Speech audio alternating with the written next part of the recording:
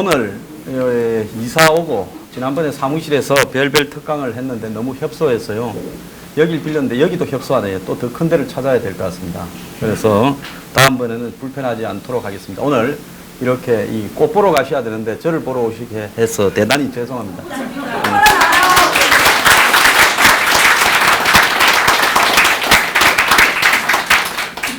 저보고 많은 사람들이 너는 맨날 이 스튜디오에 앉아서 혼자 말로 떠드냐, 그거 쉽다 이렇게 말씀한 분이 있는데 말로 안 떠들었죠. 저도 정말 길에서 배 고생을 했습니다. 몇 년 동안. 근데 정권 잘 되라고 했는데 다 헛수고고, 정권 맡은 사람은 구치소에 있고 지금 보수가 거의 바닥에 떨어져 않았고, 또 더 나아가서 지금 문정권의 좌파 독재가 거의 차곡차곡 완성이 되어가고 있고, 거기에 싸워야 될 이 유일한 세력이다시피 한 한국당이 그야말로 투쟁을 포기하는 방향으로 가고 있습니다. 자, 그래서 제가 참 요즘 돌아가는 걸 보면 기가 좀 차다 이런 생각을 하고 있는데요. 요 며칠간에 벌어진 사안만 보더라도 차명진 의원이 세월호를 징글징글하게 우려먹는다, 점쪄먹고 헤쳐먹고 발라먹고 한다라는 부분에 대해서 저 틀린 이야기 아니잖아요. 네. 제가 여기 오기 전에 OBS 방송에 갔는데 지리스가 있어서 나는 방송에 안 나와도 좋으니까 내 하고 싶은 대로 이야기하겠다 했습니다. 그래서 제가 이 방송에서 지금 하는 이야기 그대로 했어요. 차명진이가 틀린 말했냐. 보수 성향의 많은 사람들은 그렇게 생각하고 있다. 그런데 이 민주주의 국가에서 성역이 있어서 5.18도 말하지 마라, 더 나아가서 무슨 세월호도 말하지 마라, 이것저것 말하지 못하게 만들고, 자, 그거 누가 다 친 거물입니까? 다 문재인이나 이 한국의 종북 좌파들이 친 거물입니다. 근데 그 거물에 걸려 들어가지고 보수가 스스로 말을 조심하고 숙청하고 이제 징계 해부한다. 그래서 제가 처음에 황교안 저렇게 해서 안 된다 그랬잖아요. 창원에 출마해야 된다고. 그래서 몸을 던져서 하는 모습을, 헌신을 보이라 했는데 저보고 욕 많이 하더라고요. 왜 황교안이 됐으면 격려하지 않고 초장부터 고춧가루를 뿌리느냐. 아니, 황교안이 한두 살 먹은 애입니까? 격려해야 잘하고 격려 안 하면 못할 겁니까? 그래서 전 사람들의 어떤 사고들이 좀 이해가 안 가요. 원래 사람이라는 거는 저처럼 인상을 좀 쓰고 주름도 있고, 아까 여기 영상에 보니까 너무 인상을 써서 이 민낯이 드러나서 내가 미안한데, 그래야지. 황교안이나 나경원이처럼 AI도 아니고 표정에 변화가 없잖아요. 오늘 우리 방송에 출연하신 어떤 분이 어제 거기 가서 무슨 자문을 했는데 앞에 앉아 듣고 있는데 내가 사람한테 말하고 있는 건지 기계한테 하는 건지 참 답답하더라. 리액션이 없더라고 이야기를 했습니다. 정치인이 리액션이 없으면 그건 정치해서는 안 되죠. 그러지 않습니까? 그런데 이 보수에 좀 비열한 유전자가 있어요. 될만 하면 다 줄 서서 순식간에 그냥 거기 찬양하고 다 대세론이라고 하면서, 근데 그 대세론이 과연 스스로 생긴 것인지, 문재인이 제일 만만한 사람한테 대세론이라고 또 보수의 거물을 쳐줘서 전부 거기 따라가고 있는 건지는 검증을 좀 해봐야 될 문제지요. 자, 그런데 차명진, 정진석을 징계한다. 그 다음에 이미선이는 그대로 밀어붙인다. 19일 날 한다는 거 아닙니까? 문재인이 우즈벡인가 가 있는데 오늘은 투르크메니스탄이라고, 대통령이 이 바쁜데요. 그 투르크메니스탄? 그런 나라하고 우리가 얽힐 일이 뭐가 있겠습니까? 근데 거기 가서 있고, 거기에서 이제 카자흐, 우즈벡 도는 모양이에요. 거기서 이제 전자서명으로 이미선이를 결재해서 발령낸다라는 거거든요. 헌법재판관은 우리가 박근혜 전 대통령 탄핵 때 봤지 않습니까? 장관급으로 국가의 대통령을 날려버릴 수도 있는 그런 위치에 있는 중요한 자리죠. 자, 그 사람을 주식 투기꾼을 부부를 갖다가 거기 앉힙니다. 자, 그뿐입니까? 지금 오늘 보면 김경수를 석방시켰죠. 자, 이제 이거는 뭔가 하면 내 하고 싶은 대로 할 거니까 입 다물고 있어라. 일부러 그러는 거예요.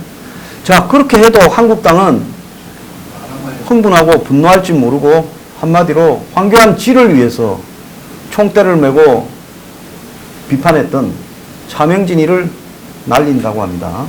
과거에 남송, 중국의 남송 때 악비라고 하는 명장이 있어서 북벌을 해야 된다고 주장을 했는데 간신들이, 진해라는 그런 간신들이 사주를 받고 거란이나 이런 나라에 저 악비만 없으면 남송도 망하게 할 수 있다. 그래서 어떻게 됐습니까? 악비를 죽여버렸어요. 모함에서요. 그것뿐입니까? 명나라가 망할 때 명나라의 원숭이인가는 그 최고의 명장이 있었죠. 그 사람이 딱 길목을 산해관인가 하는 길목을 지키고 있으면 명나라가 망하지 않는데 그것도 또 모함을 걸어가지고 죽여버려서 그랬지 않습니까? 그러니까 나라가 망할 때는 한마디로 여러 가지로 불길한 일들이 연달아 생기는 겁니다. 자, 그러면 이제 오늘 제가 말씀드리는 일부의 이야기는요, 한국 민주주의의 좌파 독재가 완전히 민주주의를 파괴시켜버렸다 하는 주제로 말씀을 드리겠습니다. 여러분은 민주주의나 자유시장 경제에 대해서 이것이 완성된 최고의 가치다 이런 생각을 하지만은요, 그러지 않습니다. 앞으로 한 30년 뒤에는 민주주의가 아닌 또 다른 주의가 인류를 지배할 수 있고요. 자유시장 경제는 이제 책에만 나오는 거고 없습니다. 트럼프가 하는 게 저게 자유시장 경제입니까? 아니죠. 세계환이 글로벌인이 하는 이야기가 다 이제 싹 들어가 버리고 우리나라, 내 나라의 무역이 중요하고 내 나라의 기업이 중요하고 내 나라의 일자리가 중요하다고 전 나라들이 지금 그렇게 자국민족주의로 회귀하고 있지 않습니까? 그러니까 우리가 아는 자유시장 경제니 이런 사람들은 이미 사라진 이야기를 하는 거예요. 그런데 지금 보수에서 경제 이론을 설파하는 사람들은 자유시장 경제가 이미 본토 미국에서도 사라진 걸 가지고 이야기하고 있고 민주주의를 이야기하는데 미국의 트럼프가 민주주의자여서 집권했습니까? 트럼프는 우파 포퓰리스트고 샌더스는 좌파 포퓰리스트입니다. 이제 민주주의의 본산처럼 이야기되는 미국에서도 좌우 포퓰리스트가 대통령이 될 뻔했고 돼버렸습니다. 결국 우파 포퓰리스트가 됐죠. 그래서 지금 전 세계가 이 파퓰리즘이 휩쓸고 있습니다. 프랑스의 마크롱도 저거 우파 포퓰리스트예요. 그하고 붙었던 누굽니까? 르펜, 마린 르펜. 그 프랑스의 이 국민 당인가 그렇죠. 급진당. 그 당의 대표도 아버지가 내나 이 급진 우파를 한 사람인데 그 사람도 극우 파퓰리스트죠. 그러니까 약간 중도 우파 파퓰리스트와 극우 파퓰리스트가 붙어가지고 중도 우파 파퓰리스트가 이긴 겁니다. 영국도 브렉시트가 저렇게 되면서 난리가 나고 있는 것도 기성 영국의 노동당, 보수당, 지금 보수당이 집권하고 있지만 이거 기성정당들이 다 무너져 가고 있는 거예요. 거기만 그런 게 아니라 북유럽에 스웨덴, 노르웨이도 그렇고 덴마크도 그렇고 요즘 네덜란드도 그렇고요. 엊그제 핀란드에서 복지 축소에 반대하는 좌파가 승리했다. 그 거짓말이에요. 그 한석 밑으로 39석인가 해서 2등한 정당이 거구 정당이 2등했습니다.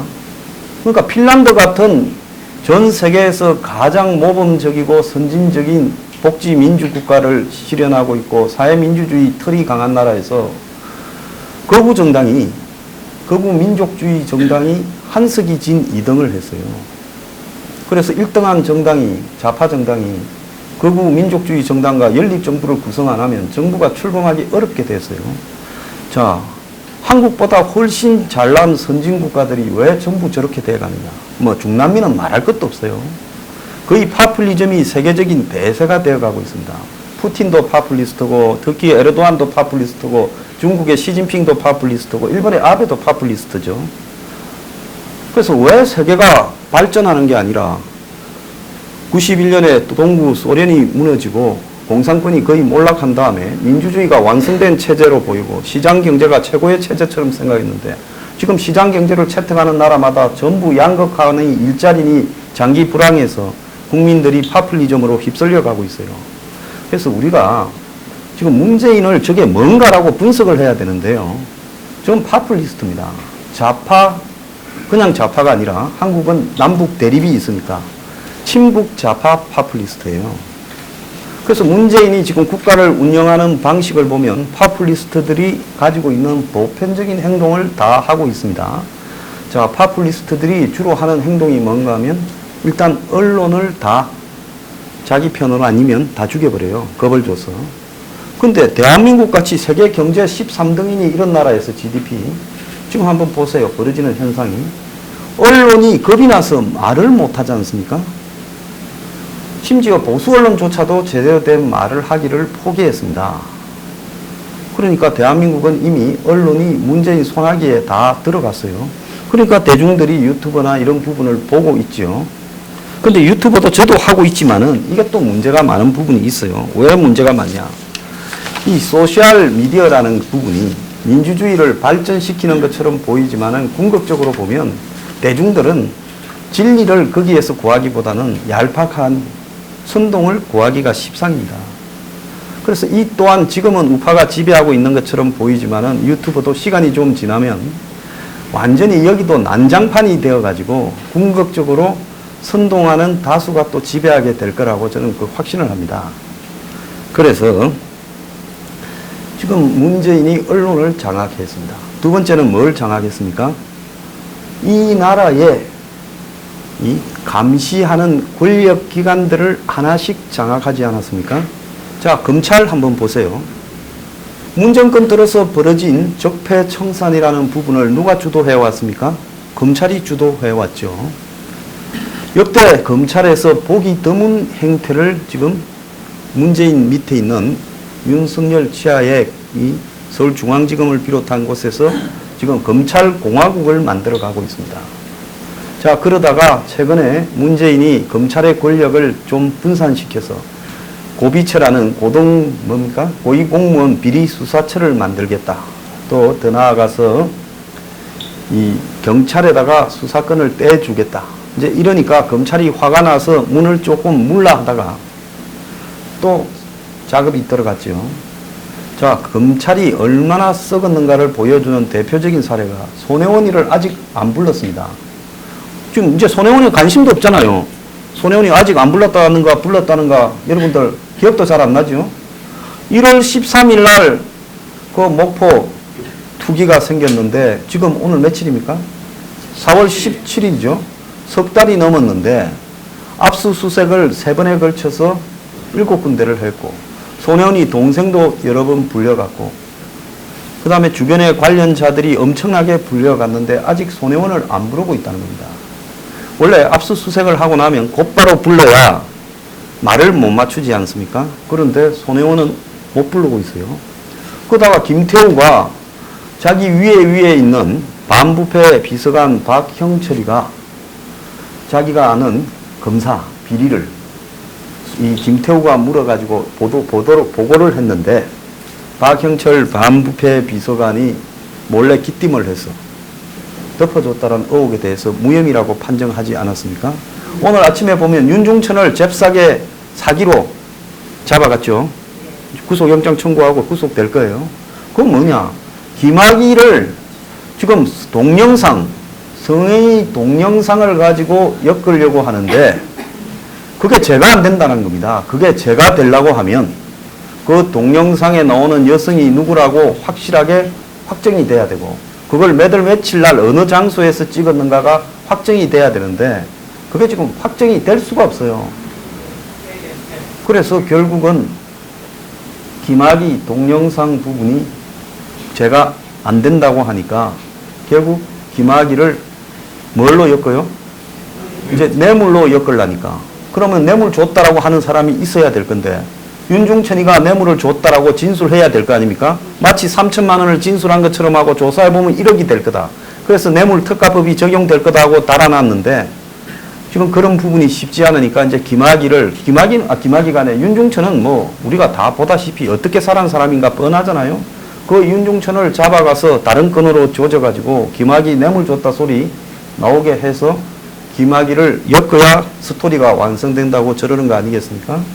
자, 경찰은 어떻습니까? 딴 거 볼 거 없어요. 윤규건 총경 장난을 합니까?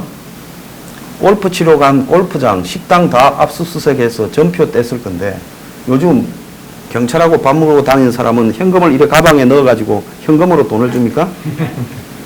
그런데 윤규건이가 지가 결제한 거 있다 그 말을 존중하다가 한두 건은 자기가 냈다라고 하다가 뭐 골프 2건이라 하다가 그것도 좀 어색한가 이제 골프 4건이랍니다. 지금까지 확정된 윤규근의 혐의는 골프 4개, 골프 조중 얼마입니까? 4개면?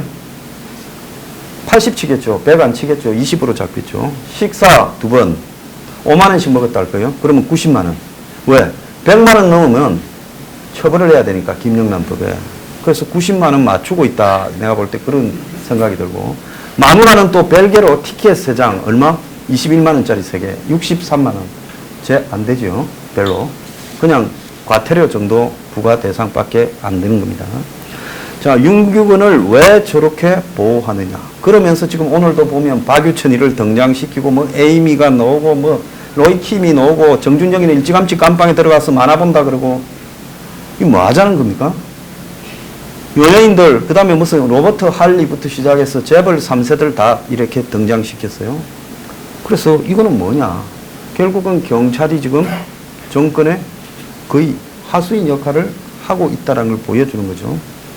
그래서 윤규근이라고 정권과 경찰 사이에 심부름꾼 역할을 한 인물, 우리들 병원의 비리를 감추는데 결정적으로 일조한 사람. 또 저는 버닝썬이요. 중국의 조폭들이 밀수로 중국의 지금 시진핑이 굉장히 중국의 자금을 압박을 해서 해외로 못 나가게 하고 뒤지고 있어요. 그러니까 조폭들이 밀수로 중국의 유한화를 한국에 배에다가 던져서 갖고 들어와 가지고 그걸 현금으로 한국 은행에서 바꾸게 될 때는 한계가 있고 꼬리가 잡히니까 저 버닝썬이라는 데서 현금 장사로 하루에 몇 억씩이 나오고 한 달 되면 100몇십억씩 나와요. 거기서 바꿔서 암호화폐나 부동산 이런 데 투자를 한국에 재산 도피를 하고 있는 창구라고 보고 있습니다. 그러면 거기에 권력의 핵심이 연계되었을 가능성이 매우 큰데요. 그 부분을 윤규근이를 만약에 잠깐이라도 너 들어갔다 와라 하게 되면 윤규근이 입을 열었을 때 벌어질 일들이 우리들 병원뿐만 아니라 상상을 초월한 일이 벌어질 수 있다는 겁니다. 자, 그래서 검찰, 경찰이 그렇게 되고, 자, 사법농단 파동을 일으켜서 전직 대법원장을 구속시켜버리고 대법원 행정처장도 구속시켜버리고 그렇게 되면서 판사가 줄줄이 그냥 판사들이 판사를 탄핵하라고 국회에 요구를 하고 이번에 김경수 석방도 결국 그런 거 아닙니까? 1심한 판사를 기소해버렸잖아요. 성창호 판사입니까? 그러니까 2심 판사가 재판도 하기 전에 이렇게 압력을 넣는 것은 야만이다라고 했지만은 결국은 자기도 겁먹어서 오늘 풀어준 거 아니겠습니까? 그러면 이건 뭘 의미하느냐. 결국은 한국의 사법부는 앞으로 전부 정권의 개가 되어버렸다는 걸 의미하는 거죠. 자, 지가 남을 탄핵시키고 정권을 일찍 차지했으니까 나중에 헌법재판소가 또 나를 탄핵시킬까봐 헌법재판관들을 전부 내 사람으로 확실히 해야 되겠다 해서 이미선이를 뭐 도둑놈이든 뭐든 밀어붙여서 지금 하겠다는 거 아닙니까? 자, 그래서 부동산을 하면 문제고 주식을 35억 가지고 있으면 뭔 큰 죄냐. 부동산 하면 괜찮고 이렇게 말을 하는데 문제는 그게 아니라 주식을 하면서 이해관계가 있는 사람의 회사의 주식을 가지고 했다라는 부분에서 저거는 헌법재판관에 대한 임명 여부가 아니라 검찰 수사를 받고 깜빵에 가야 될 여자라고 저는 보고 있습니다. 근데 밀어붙이잖아요. 남편이 우리법연구회의 뭐 회장인가 했다며요. 그리고 조국이하고 무슨 친하다며요. 자, 그래서 이제 헌법재판소도 그리 됐습니다. 국세청은 요즘 말할 것도 없지요. 뭐 유튜버들 전부 세무조사한다고 열심히 뒤지고 다니지 않습니까? 자, 국정원은 뭐 아예 권력기관이 아니라 북한의 앞잡이가 돼서 미국이 한국의 국정원장을 미국 오지 마라. 안 만나준다. 너네들은 북한을 대변하는 기관이다라고 이야기를 해버렸어요. 그래서 제가 방금 열관 검찰, 경찰, 그 다음에 판사들, 헌법재판소, 국정원, 국세청까지 전부. 그래서 김의겸이가 은행에 돈 빌린 걸 금융위원회인가? 금융감독위원회입니까? 거기 금감위가 뭐라고 했습니까? 문제없다. 그러잖아요. 그래서 민주주의가 파괴될 때 두 번째로 파괴되는 것이 국가 권력기관들이 전부 중립을 지키지 않고 한쪽으로 매수돼 버리는 겁니다. 지금 심판이라고 해야 될 여당, 야당의 이 스포츠 경기를 한다면 심판을 해야 될 권력기관들이 한쪽 편을 그냥 그쪽 유니폼 입고 확실하게 봐주고 있는 거죠. 자, 그것뿐입니까? 꼴대가요. 앉으십시오. 서가겠습니다. 꼴대가 민주당은 저기 그냥 위에 있는 꼴대고 기울어진 한 60도 기울어진 이런 부분에서 지금 한국당은 저 밑에 기울어진 밑에 있는 꼴대입니다. 그 위에 꼴대에 골을 넣을 수 있겠어요? 이건 궁극적으로 게임이 안 되는 거예요. 거기에다가 뭡니까? 중앙선거관리위원회 상임위원을 뭐 조회했습니까? 자기 또 사람으로 특보로 넣어버렸지 않습니까? 그건 뭐냐? 이제 선거의 표결조차도 공정하다고 기대하지 말아라는 거고. 여러분들이 잘 아시겠지만은 문재인이 인기가 없는가 있는가를 우리가 길에 다니면서 사람들을 잡아보고 물어서 합니까? 유일한 거는 여론조사잖아요. 여론조사 회사들까지도 다 구워 삶아서 지금 녹이고 있지 않습니까? 그래서 황교안이가 투쟁하지 말라고 황교안이 한국당 지지율을 한 30%, 31, 32 이래 되면 좀 있으면 민주당 따라잡겠는데 우리 투쟁할 필요가 전혀 없다고 안 하잖아요? 근데 갤럽은 또 22%래요. 그럼 차이는 또 뭡니까?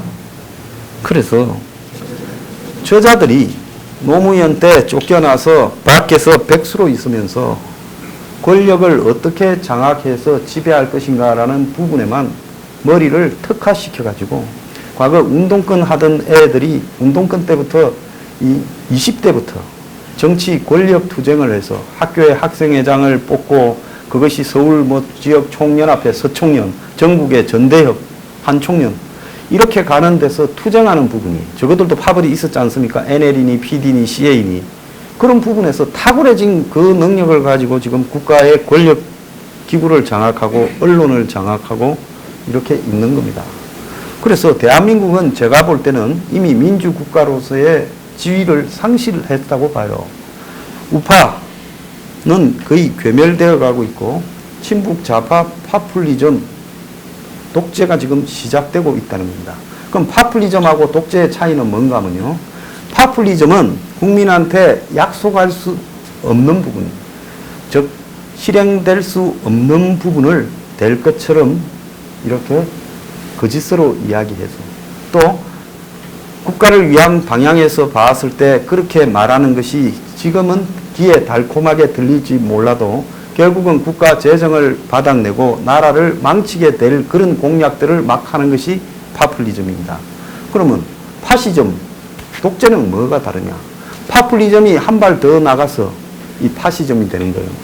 파퓰리즘은 그래도 선거를 통해서 집권하고 또 파퓰리스트로 있다가 쫓겨나기도 합니다. 이탈리아의 베를루스코니, 그 트럼프하고 비슷한 사람이죠. 여자 좋아하고 온갖 이상한 행동을 많이 하고 사업가고 돈 많고 그 사람도 지금 뭐 깜빵에 가니 안 가니 지금 하고 있는데 전형적으로 이탈리아의 베를루스코니가 이 파퓰리스트예요. 지금 이탈리아를 또 연립정부를 구성하고 있는 오성운동 그것도 파퓰리즘 정당이에요. 그런데 이게 파퓰리즘이라고 부르는 것은 뭔가 하면 선거를 통해서 지면 무리하지 않고 물러나는 겁니다. 물러나는 거요. 그런데 선거를 통해서 절대 지지 않고 물러나지 않도록 국가 기구와 언론과 모든 것을 장악해서 절대로 지지 않고 민주주의가 요식행위로 떨어지는 부분이 이제 그때부터는 뭐냐? 파시즘, 독재라는 겁니다.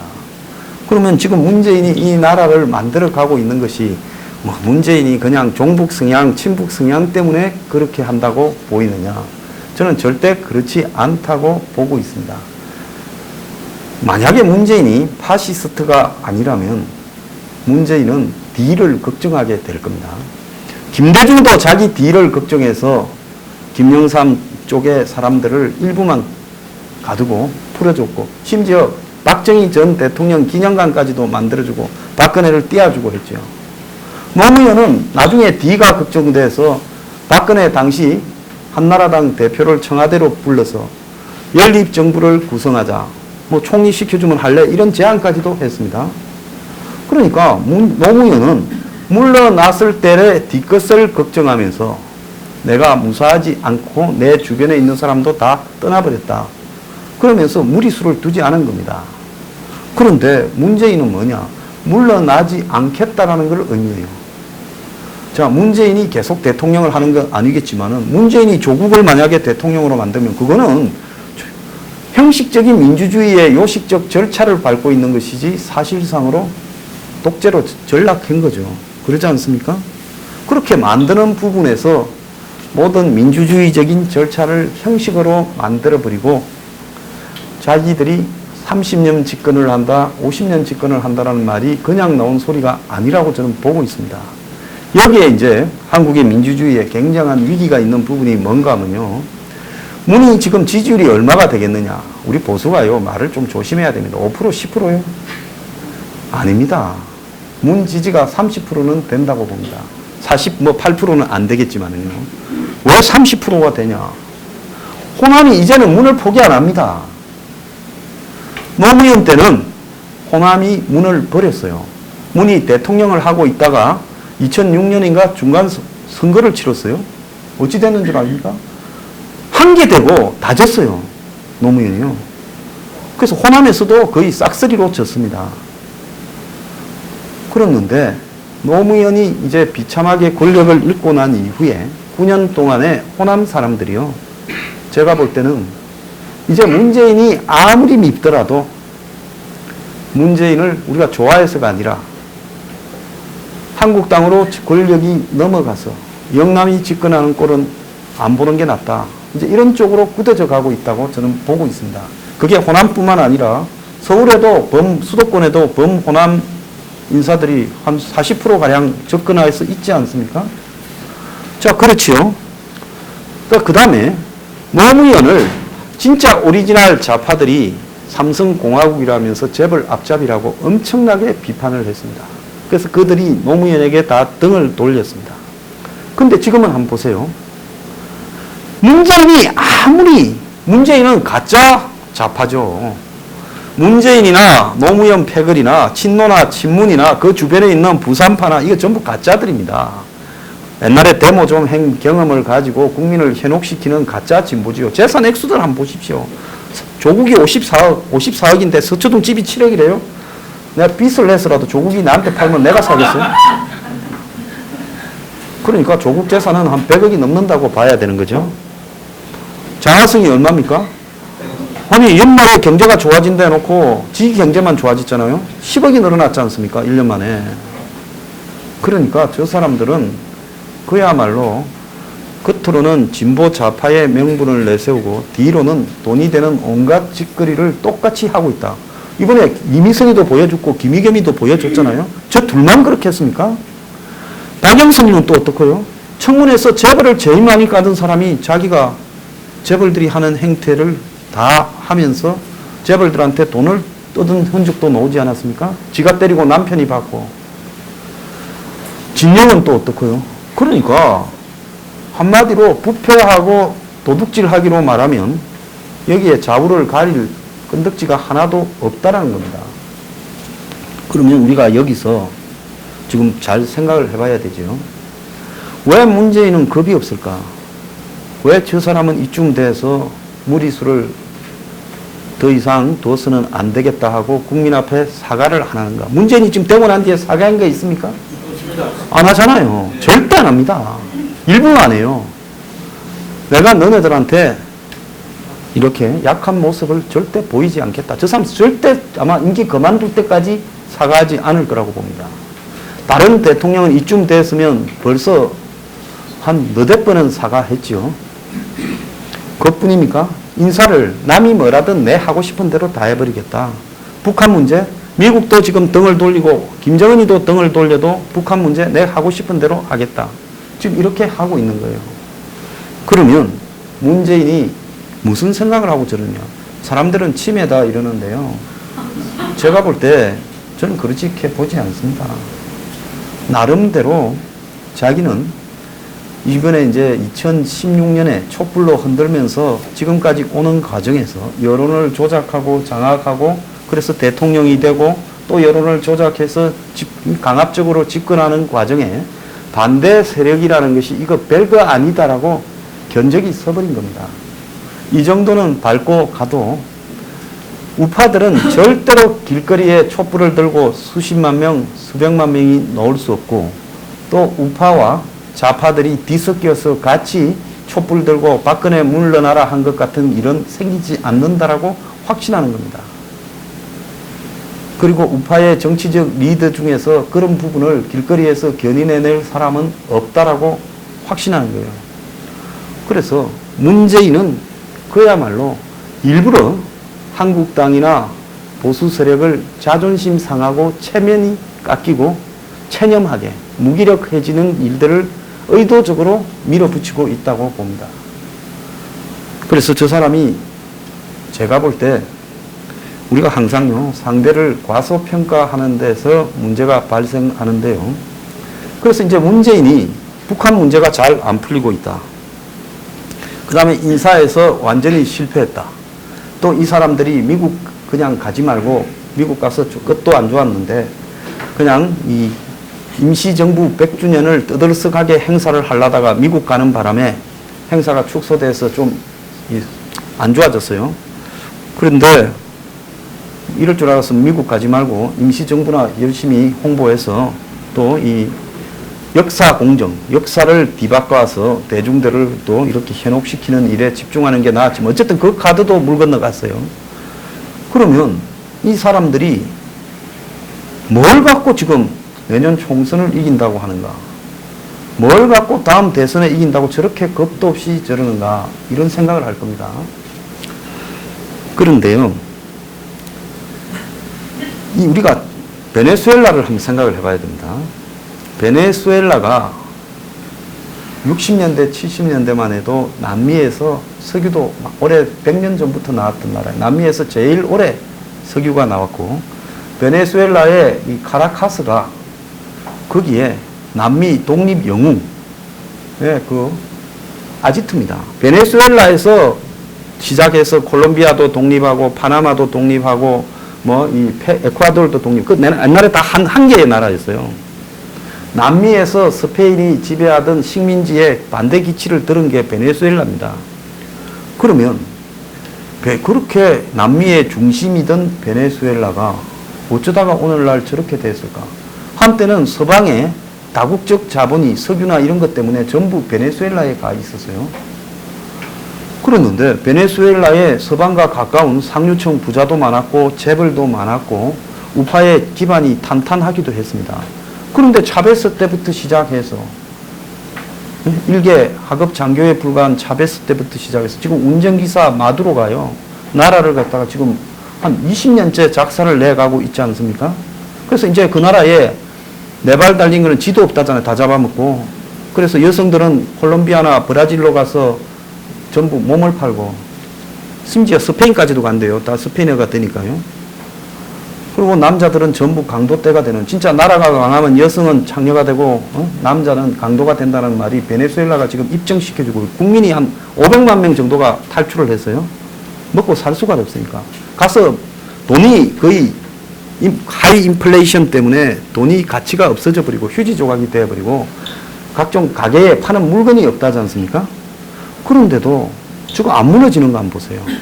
미국이 과이도라고 그 국회의장인가 하는 사람을 밀어서 쿠데타를 시키려 해도 안 되지 않습니까? 이거는 뭐냐? 차곡차곡 자기 지지 세력을 노조에 다국적 기업이나 재벌들을 전부 몰수해서 국영화해서 노조들한테 던져줬습니다. 그리고 나라의 한 40% 되는 노동자나 서민들한테 컴퓨터도 한 대씩 나눠주고요. 집에 책상도 넣어주고 식량 대포건도 주고 매일 지가 TV, 라디오에 나와서 30분, 1시간씩 떠들어댔습니다. 이게 한 20년 진행되다 보니까요. 이제 거기에 익숙해진 사람들이 그것도 거기에다 그냥 익숙하게 만듭니까? 역사를 바꿔버리죠. 베네수엘라의 역사를. 역사 공정을 했어요. 이제 미국이나 우파 진영으로 가면 자기들이 죽는다 생각하고 마두로가 같이 운명을 같이 해야 된다 생각해서 막아주고 있어요. 자, 그러면 60년대, 70년대만 해도 베네수엘라가 한국보다 훨씬 잘 살았습니다. 80년대까지만 해도 나았을 거예요. 그런데 베네수엘라가 저렇게 되어버리는데 한국이 그렇게 되지 말라는 법이 어디 있겠습니까? 그런데 한국은 그런 토양을 굉장히 잘 가지고 있지요. 왜? 우리나라 사람들만큼 배고픈 건 참아도 배 아픈 건 못 참는다라는 민족성이 있는 나라가 없어요. 우리나라 사람들이 당파 싸움을 해가지고 상대방을 제거하고 이런 기술은 탁월하게 가지고 있잖아요. 그런데 다른 나라를 상대로는 전쟁에서 이겨본 기록을 본 적이 있습니까? 네. 이순신 장군 빼놓고는 다른 나라 상대로 이긴 장군이 없어요. 자, 그래서 지금 양극화가 극단적으로 가고 있어요, 나라가. 그러지 않습니까? 그러니까 이 나라 국민 중에 상당수는 자기 인생에 희망이 없다. 원래 좌파 파퓰리즘 독재가 그렇게 만들어가면서 그것 때문에 차라리 자신들을 시원하게 해주는 쪽으로 그냥 가자. 어차피 우리는 희망이 없으니까 자기들을 선동해서 말로라도 시원하게 해주고 돈이라도 나눠주는 쪽을 택하자. 그래서 제가 자꾸 하는 이야기지만은 한국당이 너네들 원래 우리 편이 아니었고 민주당도 우리 편은 아니지만은 그래도 우리한테 시원한 말을 하고 우리한테 돈을 나눠서 던져주려고 노력은 하지 않냐는 겁니다. 대한민국에요, 세금 안 내는 사람이 한 55%쯤 될 거예요. 한 푼도 안 내는 사람이. 대한민국에 의료보험 안 내는 사람이 50%예요. 그러니까 선동을 하면 먹힐 수 있는 토양이 충분한 겁니다. 나머지 50%의 의료보험과 나머지 50%의 세금으로 500조, 지금 내년에 500조를 넘는 예산을 편성한다잖아요. 자, 내년까지 48조를 갖다가 생활 SOC라고 체육관이니 무슨 유치원 짓고 이러면서 돈 푼다고 하지 않습니까? 24조를 예타 면제시키고 42조를 일자리 자금이라고 풀고 있지 않습니까? 자, 이거는 뭔가 하면 전형적으로 한 나라가 망해갈 때 일부 계층을 향해서 돈을 풀어 던지면서 한마디로 자기 지지 계층화하는 부분이에요.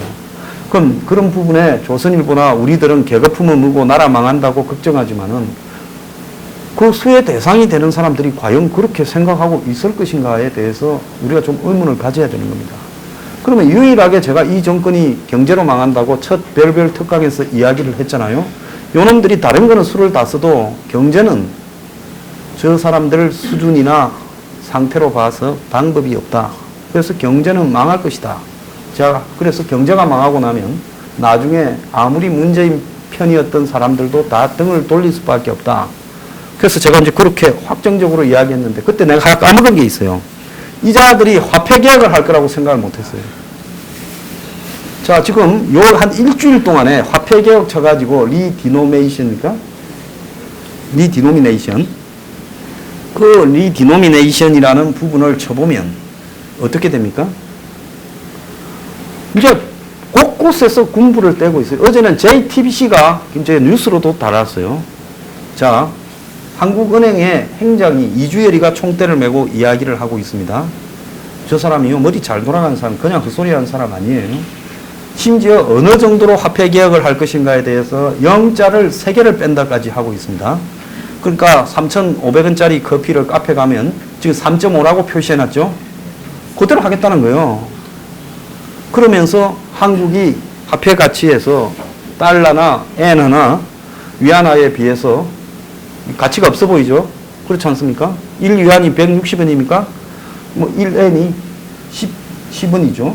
그 다음에 1달러는 200원, 1180원 이 정도 되죠. 그러니까 이제 그런 부분을 가지고 화폐 개혁을 지금 덜 미기고 있어요.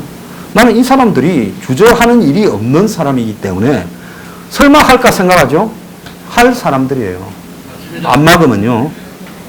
자, 그런데 화폐 개혁을 해봤자 단위만 3개 바뀌는데 그걸 왜 실속이 있어서 뭔 실속이 있다고 하냐. 아니죠. 지금 말하지 않고 있는 게 있죠. 화폐 개혁은 여러분들이 가지고 있는 돈을 전부 새 돈으로 바꿔야 된다는 겁니다. 자, 우리나라에 강남에 가면 집집마다 하나씩 있는 게 있죠. 뭡니까? 금고. 은행에 넣어봤자 이자도 없고 괜히 내 소득이 추적당하고 국세청이 그러니까 5만 원짜리에 75%가 시중에서 사라졌다는 거 아니겠습니까? 그러니까 5만 원짜리로 금고에 넣어서 있죠. 없는 사람들은 장판 밑에 깔거나 뭐 바닥에 넣어놓거나 장롱에 넣어놓고 그랬죠. 자, 그런데 이 사람들이 화폐 개혁을 실시하면서 6개월 안에 1억까지만 바꿔준다. 은행에 있는 건 다 바꿔준다. 그런데 은행에 있지 않은 출처가 해명이 안 되는 돈은 안 바꿔준다. 다 출처 해명해라. 아니면 세금을 엄청나게 매겨버리겠다. 자, 이렇게 말을 하는 것까지 이사들이 못할 것 같습니까? 이거 무슨 특별하게 법 제정할 것도 없고 필요하면 국회 뭐 자본에 관한 몇 가지 뭐 금융에 관한 법만 바꿔버리면 돼요. 은행 관련 법을. 그러면 과반수만 얻으면 되는 거예요. 여기에 민주당이 앞장서고 평화당이 찬성하고 정의당이 찬성하고 바른미래당에 한 20명도 찬성하면 되지 않습니까? 그럼 그대로 하는 거죠. 자기들은 미리 언제쯤 할지 알고 다 바꿔가 버리고 그러면 6개월 안에 내 돈을 다 써야 된다. 어떻게 되겠습니까? 그 돈을 가지고 무슨 검을 사고 부동산을 사고 막 그러겠죠? 그러니까 부동산 가격이 막 뛰고 안 그러면 기왕에 뺏길 돈 그냥 명품이나 사자. 당장 어떻게 되겠습니까? 소비가 막 활성화되겠죠? 경제가 회복된 듯이 보이지 않겠습니까? 건설업도 활성화될 거고. 그래서 이 사람들이 내년 총선을 앞두고 경제가 더 붕괴되면 이걸 쓰려고 이제 화폐개혁에 대한 대중의 저항을 이렇게 낮추려고 이걸 지금 군부를 떼면서 말을 흘리고 있는 거예요. 전 한국은행장 박승희 총대를 메고 현 한국은행 총재 지금 이주열이가 총대를 메면서 이걸 이제 하고 여권에서도 이제 점점 이야기를 하고 또 좌파 매체들이 다 다루고 이렇게 갈 거라고 보고 있습니다. 설마 하는데 할 사람들이죠. 자, 그러면 집에 지금 한국에 한번 봅시다. 집에 무슨 5만 원짜리는 고사하고 건개는 고사하고 빚밖에 없는 사람들이 한국에 60, 70%가 넘습니다. 돈을 집에 금고에 넣어 놓을 사람은 대한민국 국민 중에서 5% 미만이죠. 나머지는 은행에 그냥 뭐 많아봤자 1, 2억 있을 겁니다. 그러면 이걸 하게 되면 서민들이나 중산층은 이 한 1, 2%, 2, 3%, 4, 5% 많아봤자 될 그런 사람들에 대해서 박수를 치지 않겠어요? 화폐개혁 하는데? 그러지 않습니까? 배가 아파 죽는데 저것들은 집에 돈을 몇 억씩, 몇십억, 몇백억씩 재놓고 있다가 꼬라지 좋다. 그렇게 되지 않겠습니까? 그러면서 지하 경제를 단속하는 부분을 화폐개혁하고 연결해서 몰고 갈 거예요. 자, 그래서 세수 발굴하고 소비 활성화시키고 또 대중들의 가진 자와 없는 자를 서로 구별지어서 다수의 없는 자가 소수의 가진 자들에 대해서 카타르시스를 희열을 느끼도록 만드는 부분, 이 부분을 왜 안 하겠습니까? 그래서 내가 하나 빼먹은 게 있다. 이 자들이 화폐개혁을 할 거라고 생각을 못했다라는 부분입니다. 자, 그래서 지금 이 자들의 행태를 한번 보십시오. 지금 이 자들이 몰고 가려고 하는 게 적폐청산, 야당의 약점을 잡아서 한국당이나 보수 세력은 부패한 집단이다. 어지간히 했어요. 또 더 할 거예요. 지금도 KT를 뒤져서 김성태 딸이니 뭐니 지금 하고 있지 않습니까? 곳곳에서 더 생길 거예요, 앞으로. 그러니까 한국당 의원들은 겁이 나서 솔직히 말하면 저보고 그럴게요. 저 황장수는 가진 게 없으니까 저렇게 배째라고 떠들지만은 우리는 니하고 달라. 나는 잡혀가지 않아야 되고 국회의원도 몇 번 돼야 돼.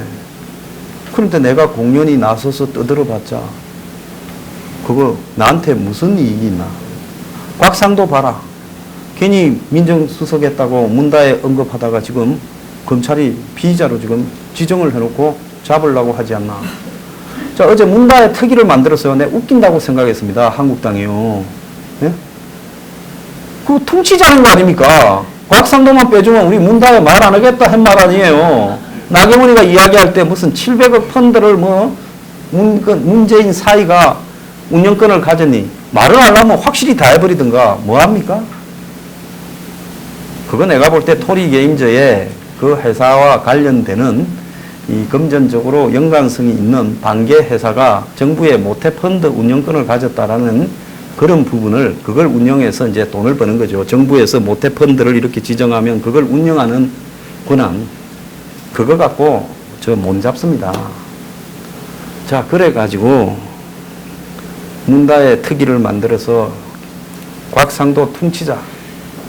아무도 안 났어요. 제가 목이 터지도록 이 북한 석탄 밀수와 정재유 밀 반출에 대해서 한국당이 나서라. 이미 검찰에서 석탄업자들 구속시킨 그 검찰 공소장 내용만 확보해도 끝난다. 그리고 구속되어 있는 여자 사장이 지금 북한에 돈 준 거 없다라고 말하라고 검찰에서 강요했다고 이야기를 했어요. 자, 그 석탄 밀수는 북한에 돈 준 게 아니라 자기들이 북한이 해야 하는 거래를 도와주고 그 대가로 현물로 받은 것이다라고 그렇게 설명을 했죠, 정권이. 근데 그 여성이 북한에 돈 줬다라고 말을 하니까 협박하다가 구속시켜버린 거예요. 그래서 국민 참여 재판하자고 떠드니까 또 재판도 또 그걸 안 한다고 해가지고 철저하게 차단시켜 놨어요. 그래서 이거를 한국당이 밝히면서 청와대가 경찰을 보고 석탄 밀수 수사하지 말라는 것도 있고, 지금 이제 석탄이 아니라 정제유까지 나왔지 않습니까? 근데 문제는 미국 사람들이 이걸 가지고 한국 정권을 자극해서 공연히 경제 망했는데 이게 미국이 세컨더리 보이콧해서 망했다고 반미 감정을 계속 좌파들이 불러일으켜서 우리가 시끄러울 게 뭐 있겠냐고, 한국에 있는 미국 이 정보들이 그렇게 본국으로 흘러간다는 거예요. 그럼 이걸 하게 하려면 미국은 다 갖고 있다고 저는 보고 있습니다. 그러면 이런 부분들을 한국에서 여러 가지 시위의 물결이 일어나고 야당이 국회에서 이 문제로 싸우고 미국 대사관 앞에 가서 항의하고, 그래서 세컨더리 보이콧을 해라. 우리가 당장의 경제에 좀 타격이 있다 하더라도, 은행 한두 개 문 닫는다 하더라도 국가가 뒤로 북한에 돈을 줬다라면 이런 정부 밑에서 국민이 살 수가 없다. 이렇게 가야 되는 건데요. 지금 황교안이 논의 어제 몇 사람이 나한테 댓글로 엄청 잘난 듯 이렇게 이야기하대요. 황교안이 몰라서 안 하냐. 그걸 이야기하면 한국당이 한국 경제를 망쳤다라는 걸 뒤집어 쓰니까 그걸 할 수 없다. 지금 그 말을 분명히 그렇게 해명을 할 거예요. 한국당 의원들도 개별적으로는 이거는 확고하다. 정권이 뒤에 있다. 그리고 정보기관이 뒤에 있다. 그랬는데 이 문제를 그런데 누가 나설 거냐. 나는 하기 싫다 이거예요. 전부. 우리들 병원 1,400억요. 저거 뒤지면 1,000억 말고 한 400억은, 담보를 초과하는 한 400억은 어디 갔어요. 뻔한 겁니다. 저는 산업은행만 불러와가 조지면 끝나는 문제예요. 그런데 말 한마디도 안 하잖아요. 공식적으로요. 자, 그럼 이거는 뭘 의미하느냐. 궁극적으로 한국에 지금 문재인이 그만큼 야당 의원들을 유사일에 최대로 겁을 줘서, 과거에 유신 독재 때도요, 야당 의원들이 길거리로 나가고 막 기자회견을 하고 언론이 백지 광고를 내면서도 정권을 공격하기도 했습니다. 전두환 노태우 때도 그렇게 싸웠어요. 그런데 문재인 독재 시대에 언론도 다 사라져버렸고 이제는 야당도 사라져버렸습니다. 그래서 우리가 그냥 제가 제일 좀 싫은 거는요, 문재앙이라고 욕하면서 상투적으로 욕하는 보수의 그런 루스한 태도에 대해서, 보수가 단결만 하면 황교안으로 정권 교체한다고 단결하자. 솔직히 저는 개인적으로는 빨리 황교안 나경원을 한국당에서 쳐내야 솔직히 보수가 눈꽃만한 희망이라도 이어갈 수 있다고 보고 있습니다. 좋습니다.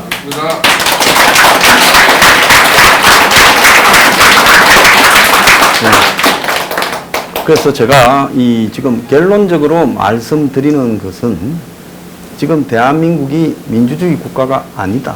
민주적인 선거를 통해서 정권이 교체되기 어려울 수 있다. 그리고 이 정권은 그렇게 하기 위한 언론 등 여론 장악과 또 더 나아가서 국가 권력기구 장악을 거의 끝내가고 있다. 그래서 국민들의 어떤 비판이나 비난을 전혀 신경을 쓰지 않고 안하무인으로 밀어붙이고 있다. 자, 그러면 이런 상황 속에서 우리가 어떻게 싸워갈 것이냐, 이 부분을 제가 2부에 좀 말씀을 드리겠습니다. 오늘 일부 시청해 주셔서 감사합니다.